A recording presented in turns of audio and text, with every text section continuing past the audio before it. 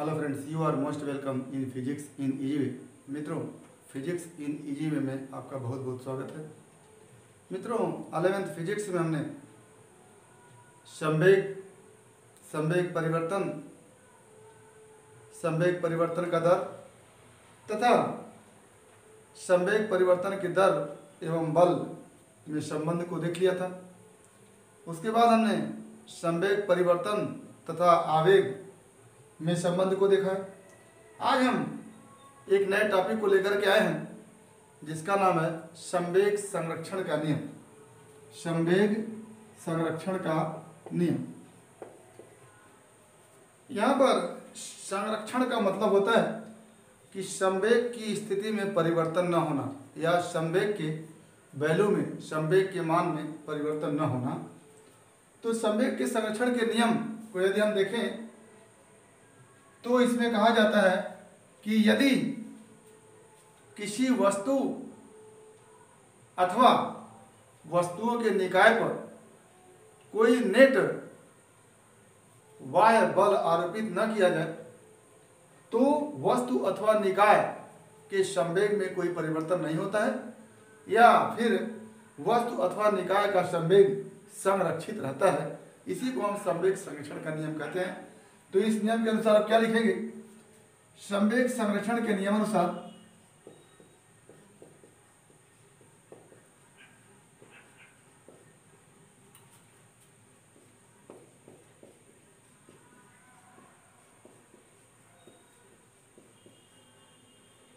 संवेग संरक्षण के नियमानुसार यदि किसी वस्तु अथवा वस्तुओं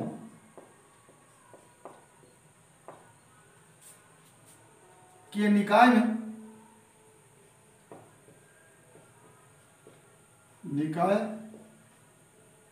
पर कोई बाह्य परिणामी बल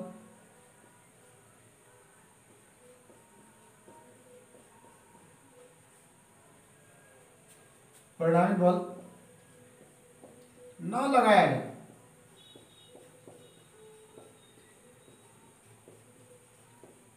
तो वस्तु अथवा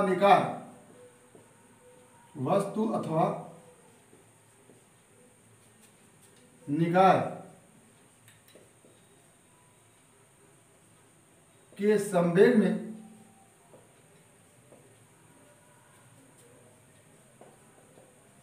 कोई परिवर्तन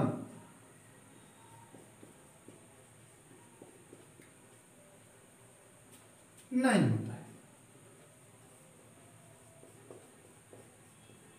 होता है। ये हमारा संवेग संरक्षण के नियम से संबंधित तथ्य है। इसमें हम अगर देखना चाहें तो देखते हैं कि यदि किसी वस्तु पर F बल आरोपित करने पर उसके संवेग में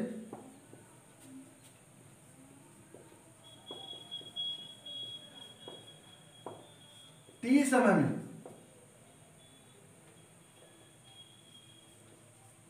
समय में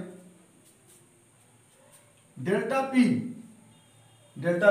का मतलब संवेग परिवर्तन P2 माइनस P1 जिसको कहते हैं डेल्टा P या P2 माइनस P1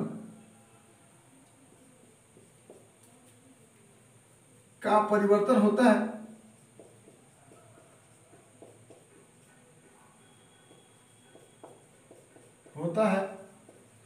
तो हम जानते हैं कि वस्तु पर आरोपित बल उसके संवेग में हुए परिवर्तन के दर के बराबर होता है। तो वस्तु के संवेग में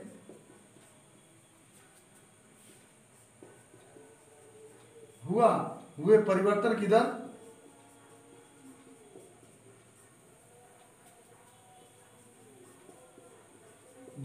बराबर आरोपित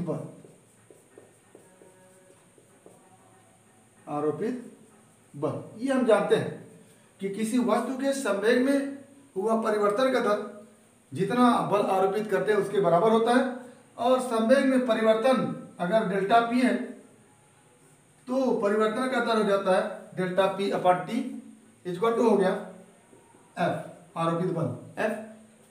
अब यहीं से हम लिखे हैं कि यदि वस्तुओं के निकाय अथवा वस्तु पर वाय परिणामी बल न लगाया जाए, वाय परिणामी बल न लगाया जाए, यानी बल का मान क्या हो, शून्य हो, तो यहां पर आप क्या कर देंगे, शून्य कर देंगे। तो यहां से क्या हो जाता है, यदि आरोपित बल का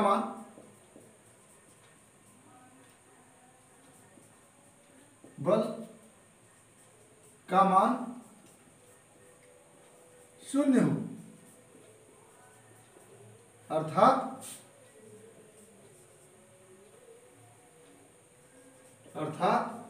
F इक्वल टू 0। तो यहां पर अगर F इक्वल टू 0 लिखते हैं तो हमारा बन के क्या आता है, delta P upon T equal to 0, imply that delta P equal to 0। ये T इधर गुणा कर देगा, और डेल्टा P को हम क्या लिखें, P2 minus P1, imply that P2 minus P1 equal to क्या हो गया, 0। यहां से क्या हो गया, P2 इक्वल टू P1, और यहां P1 क्या है, P1 प्रारंभिक संवेग है,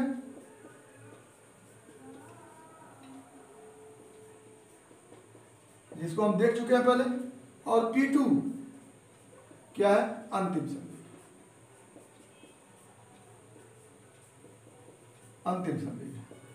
तो यहां से हम लिख सकते हैं कि अंतिम संवेग बराबर प्रारंभिक संवेग।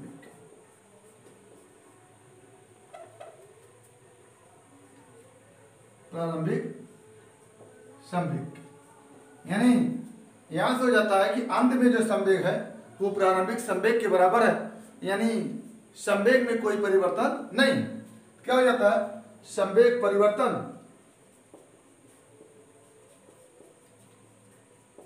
क्या हो जाता है, शून्य हो जाता है। तो यहां से क्या लिखे कि यदि आरोपित बल का मान शून्य हो तो रिजल्ट क्या निकल गया, संवेग परिवर्तन शून्य हो जाता है। या कह लें कि संवेग संरक्षित रहता है। संवेग संरक्षित का मतलब होता है कि संवेग में कोई परिवर्तन नहीं हुआ, और संवेग परिवर्तन शून्य है, तो इसका मतलब कि संवेग क्या होता है, संवेग संरक्षित होता है,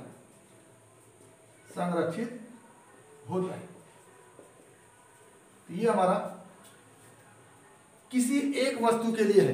किसी वस्तु के लिए यदि आरोपित बल का मान शून्य कर देते हैं तो संवेग परिवर्तन शून्य हो जाता है, और इसका मतलब यह होता है कि संवेग क्या होता है, संरक्षित होता है, उसमें कोई परिवर्तन नहीं होता है। यही क्या है, संवेग संरक्षण का नियम एक वस्तु के लिए।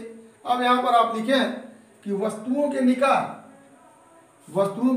निकाय, इसका मतलब कि 2, 3, 4 कई वस्तुएं हो सकती हैं। अगर कई वस्तुओं से बना हुआ कोई निकाय है तो समस्त वस्तुओं के निकाय का जो संवेग होगा वो संरक्षित होगा। कब, जब उस पर कोई बाह्य बल न लगाया जाए। तो आगे हम इसको देखते हैं कि यदि दो वस्तुओं का निकाय हो तब कैसे संवेग परिवर्तन नहीं होता है, या तब कैसे बल के शून्य होने पर संवेग परिवर्तन भी शून्य हो जाता है। अब हमारा आगे है, अभी तो एक वस्तु पर कोई बाह्य बल नहीं लगा था तो उसका प्रारंभिक संवेग जितना था उतना ही अंतिम संवेग था, और हमने कहा कि प्रारंभिक संवेग और अंतिम संवेग दोनों बराबर है, तो इसका मतलब उसके संवेग में कोई परिवर्तन नहीं हुआ। और जब संवेग में परिवर्तन नहीं हुआ तो इसका मतलब कि उसका संवेग क्या है, संरक्षित है। इसी को हम संवेग संरक्षण का सिद्धांत कहते हैं, या संवेग संरक्षण का नियम कहते हैं। तो एक वस्तु के लिए तो हमने देख लिया कि संवेग संरक्षित होता है यदि उस पर कोई बाह्य बल न लगाया जाए। तो आगे हम दो वस्तुओं के लिए देखते हैं कि लिखेंगे यदि दो वस्तुओं से बना निकाय है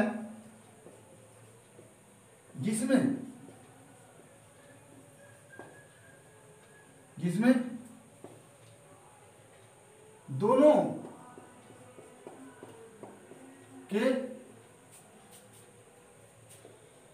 प्रारंभिक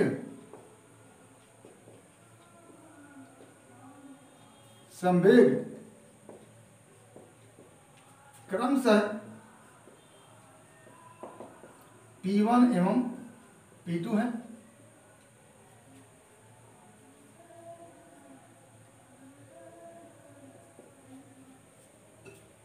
तो संपूर्ण संवेग क्या हो गया? संपूर्ण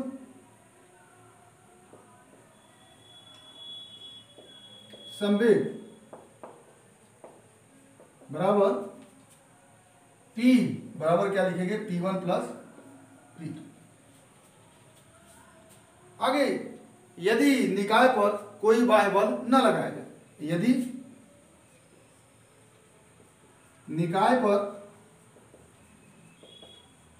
कोई बाह्य बल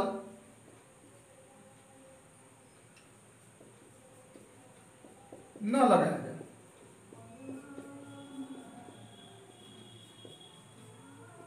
और यदि कोई बाह्य बल न लगाया जाए यानी F इक्वल टू 0 कर दिया जाए, निकाय पर कोई बाह्य बल न लगाया जाए, तो ऐसी स्थिति में F को हम जानते हैं वो delta P upon delta T यानी संवेग परिवर्तन का दर होता है। तो ऐसी स्थिति में होगा delta P upon delta T equal to क्या होगा? 0। अब delta P upon delta T equal to 0 का मतलब हो गया कि delta P1 plus P2 upon delta T equal to 0, और यहां से हो जाता है delta P1 upon T plus delta P2 upon T equal to 0। यहां से delta P upon delta T equal to 0 है, और डेल्टा P की जगह हम लिख सकते हैं P1 plus P2 upon delta T equal to 0, और यहां से delta P1 upon T plus delta P2 upon T equal to 0 हो जाता है। और यहां से अगर हम देखना चाहें तो देखेंगे डेल्टा P1 अपॉन T बराबर delta P2 upon T, minus के साथ ये उधर जाएगा तो माइनस हो जाएगा, और यहां से हो जाता है delta P1 equal to minus delta P2। ये तो इसका मतलब ये हुआ कि यदि दो वस्तुओं से बना हुआ निकाय है और उस पर बाहर से कोई बल नहीं लगाया जाता है, तो यदि परस्पर अंतर क्रिया के फलस्वरूप दो वस्तु का निकाय है और उस पर कोई बाह्य बल नहीं लग रहा है, लेकिन ये परस्पर एक दूसरे पर बल लगाते हैं, तो उसके संवेग में परिवर्तन होगा, और जब संवेग में परिवर्तन होगा तो ऐसी स्थिति में पहली वस्तु के संवेग में जो परिवर्तन होगा वो डेल्टा P1 होगा, और दूसरी वस्तु के संवेग में जो परिवर्तन होगा वो डेल्टा P2 होगा, और दोनों परिवर्तन क्या हो गए? सेम हो गए, लेकिन इनका वैल्यू परस्पर विपरीत होगा। यानी यदि डेल्टा P1 पॉजिटिव होगा तो डेल्टा P2 क्या होगा? निगेटिव होगा। या कह लें कि पहले वस्तु के संवेग में यदि वृद्धि होती है तो दूसरे वस्तु के संवेग में क्या होगी? कमी होगी। पहले वस्तु के संवेग में यदि वृद्धि होती है, क्यों? डेल्टा P1 पॉजिटिव है, तो पहले वस्तु के संवेग में अगर वृद्धि हो रही है तो दूसरे वस्तु के संवेग में क्या होगी? कमी होगी, क्योंकि डेल्टा P2 क्या है? निगेटिव है। यहीं से हम अगर दोनों वस्तुओं के द्रव्यमान और उनके प्रारंभिक तथा अंतिम वेग को देखें तो क्या देखेंगे? ये निष्कर्ष हमारा निकल के आया कि delta P1 equal to minus delta P2, delta P1 equal to minus delta P2 लिखेंगे। यदि दोनों वस्तुओं के निकाय में प्रथम वस्तु का द्रव्यमान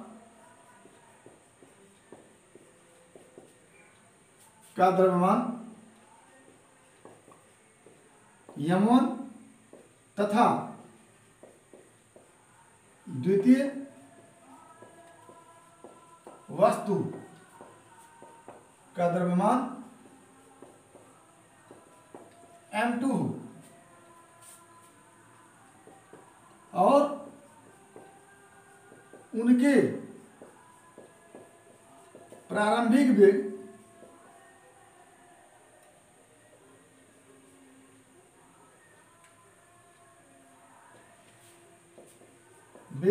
क्रमशः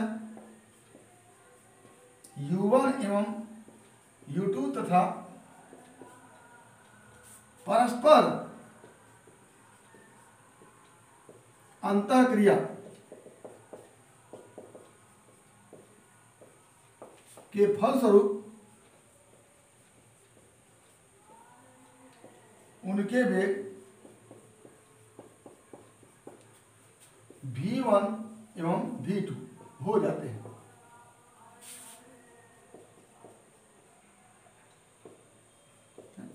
परस्पर अंतःक्रिया का मतलब होता है कि एक वस्तु दूसरे वस्तु पर बल लगाए और दूसरी वस्तु पहले वस्तु पर बल लगाए, बाहर से दोनों वस्तुओं के निकाय पर कोई बल न लगे।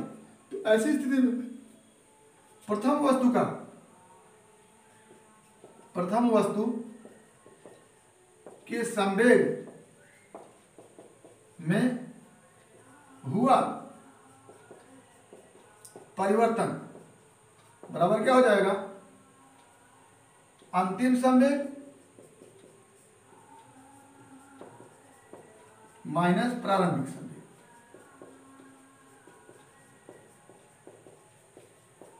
और अंतिम संवेग क्या है, पहले वस्तु का द्रव्यमान m1 है और उसका प्रारंभिक वेग u1 है तथा अंतिम वेग v1 है। क्या लिखेंगे, अंतिम संवेग क्या हो जाएगा, m1 और अंतिम वेग v1। अंतिम संवेग हो गया द्रव्यमान गुणे अंतिम वेग माइनस प्रारंभिक संवेग द्रव्यमान गुणे प्रारंभिक वेग u1। ये हो गया और ये हो गया हमारा डेल्टा p1, यानी पहले वस्तु के संवेग में हुआ परिवर्तन डेल्टा p1 इक्वल टू पहले वस्तु का अंतिम संवेग माइनस पहले वस्तु का प्रारंभिक संवेग। इसी प्रकार दूसरे वस्तु के संवेग में हुआ परिवर्तन क्या हो जाएगा, m2 दूसरे वस्तु का द्रव्यमान गुणे दूसरे वस्तु का अंतिम वेग v2 माइनस m2 दूसरे वस्तु का द्रव्यमान इंटू दूसरे वस्तु का प्रारंभिक वेग u2। क्या हो जाता है, ये हो जाएगा डेल्टा p2। जैसे पहले वस्तु के लिए अंतिम संवेग माइनस प्रारंभिक संवेग किए तो अंतिम संवेग के लिए लिखे m1 इंटू v1, द्रव्यमान गुणे अंतिम वेग माइनस द्रव्यमान गुणे प्रारंभिक वेग, ये हो गया डेल्टा p1। इसी प्रकार दूसरे वस्तु के संवेग में हुआ परिवर्तन दूसरे वस्तु का द्रव्यमान गुणे अंतिम वेग माइनस दूसरे वस्तु का द्रव्यमान गुणे प्रारंभिक वेग, ये हो जाता है डेल्टा p2। और यहां से हम देख चुके हैं कि डेल्टा p1 जो है वो माइनस डेल्टा p2 के बराबर है। संवेग संरक्षण के नियमानुसार आप लिख चुके हैं कि delta p1 equal to minus delta p2 सिंथ, या इसी को लिखेंगे संवेग परिवर्तन संवेग संरक्षण के नियमानुसार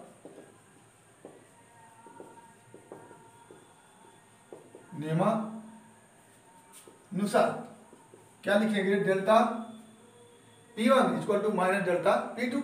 और डेल्टा p1 क्या है आपके पास, m1 v1 minus m1 u1 equal to minus delta p2 m2 v2 minus m2 u2। और इसको अगर देखें आप तो हो जाता है m1 v1 minus m1 u1 equal to m2 u2 minus m2 v2। और यहां से लिखेंगे m1 v1 plus m2 v2 equal to m1 u1 plus m2 u2, या क्या हो गया m1 u1 plus M2 U2 equal to M1 V1 plus M2 V2। ये हमारा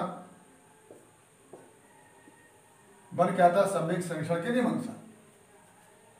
अब यहां पर देखिएगा M1 U1 पहले वस्तु का द्रव्यमान गुणे पहले वस्तु का प्रारंभिक वेग प्लस दूसरे वस्तु का द्रव्यमान गुणे दूसरे वस्तु का प्रारंभिक वेग, तो क्या हो जाता है, ये मिलकर के हो जाता है प्रथम वस्तु का प्रारंभिक संवेग। प्रथम वस्तु का प्रारंभिक संवेग, प्रथम वस्तु का प्रारंभिक संवेग प्लस M2 U2 द्वितीय वस्तु का प्रारंभिक संवेग, द्वितीय वस्तु का प्रारंभिक संवेग, दोनों को जोड़ दिया इक्वल टू प्रथम वस्तु का अंतिम संवेग प्लस द्वितीय वस्तु का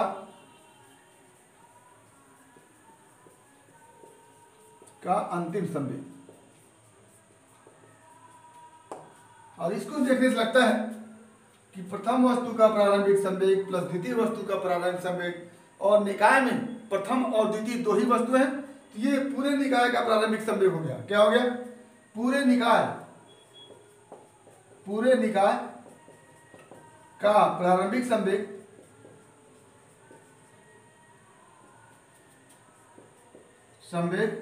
बराबर पूरे निकाय का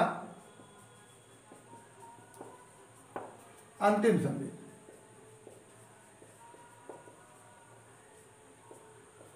या कह लें कि निकाय का प्रारंभिक संवेग बराबर निकाय का अंतिम संवेग, या अंत में कहते हैं कि निकाय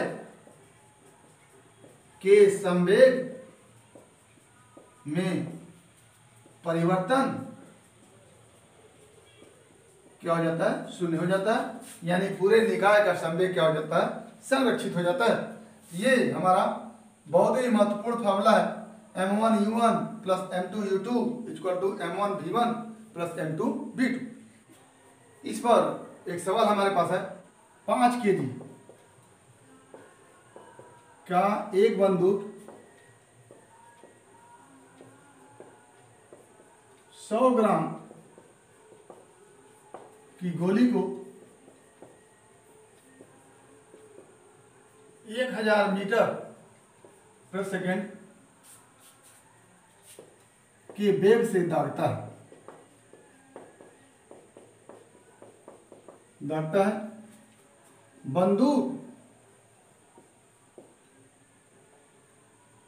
बंदूक के वेग एवं दिशा को बताइए। बंदूक के वेग एवं दिशा को बताइए। तो यहां पर हम एक निकाय है जिसमें दो वस्तु है, पहली वस्तु बंदूक है और दूसरी वस्तु गोली। दो वस्तु है, दोनों वस्तुओं से बना हुआ निकाय। और बंदूक का द्रव्यमान 5 kg है, यानी M1 इक्वल टू 5 kg। दो वस्तुओं का निकाय है जिसमें पहली वस्तु बंदूक है जिसका द्रव्यमान M1 5 kg है, और गोली का द्रव्यमान M2 इक्वल टू 100 ग्राम है।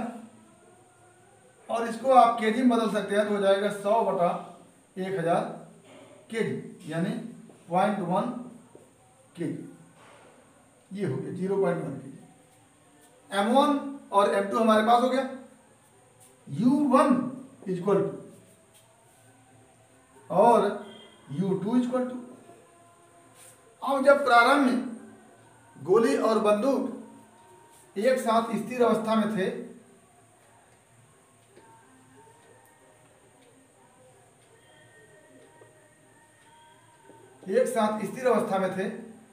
तो न तो गोली में वेग था न तो बंदूक में वेग था।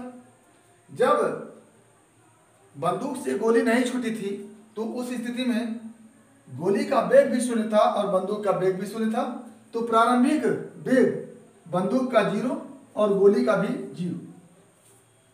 और कहा जा रहा कि गोली 1000 मीटर पर सेकंड के वेग से दागी जाती है, तो गोली का वेग आपको अंतिम जब बंदूक और गोली परस्पर अंतःक्रिया करते हैं, इसका मतलब कि ट्रिगर दबता है और आपस में अंतःक्रिया होती है और गोली किस वेग से आगे बढ़ती है, v2 इक्वल टू 1000 अंतःक्रिया के बाद का वेग v2 हो गया। और यहाँ से अंतःक्रिया के बाद का वेग v1 पूछा गया है कि बंदूक कितनी वेग से और किस दिशा में पीछे हटेगा। तो ये हमारे पास आंकड़े हैं, इस आंकड़ों के हिसाब से इस फॉर्मूले में एडजस्ट कर देंगे। तो m1 हो जाता है हमारे पास 5 kg गुणे u1 हो जाता है 0 प्लस m2 हो जाता है 0.1 kg और गुणे u2 हो जाता है 0 equal to m1 u1 plus m2 u2 equal to ये हो गया। m1 हो जाता है हमारे पास 5 kg और v1 हमसे पूछा गया है, सॉरी v1 पूछा गया है, प्लस m2 हो जाता है हमारे पास 0.1 kg और v2 हो जाता है क्या 1000 मीटर पर सेकंड। ये v1 पूछा गया है। अब यहाँ से हम निकाल सकते हैं, ये 0 हो गया, ये 0 हो गया, बचा क्या पूरा 0 इक्वल टू 5v1 प्लस 100। 0.1 का 1000 से गुणा करें तो 100 हो जाएगा। यहाँ से हमारे पास आता है 5v1 इक्वल टू ये इधर आके -100 हो जाता है, या कह लें v1 इक्वल टू -100/5 या हो जाता है -20 मीटर पर सेकेंड। और जब हम गोली के वेग को प्लस 1000 मीटर पर सेकेंड मानते हैं, गोली के वेग को जब हम 1000 मीटर पर सेकेंड मानते हैं तो ये पॉजिटिव लेते हैं, और अगर ये बंदूक का वेग -20 मीटर पर सेकेंड आता है तो माइनस क्या हो जाता है नेगेटिव।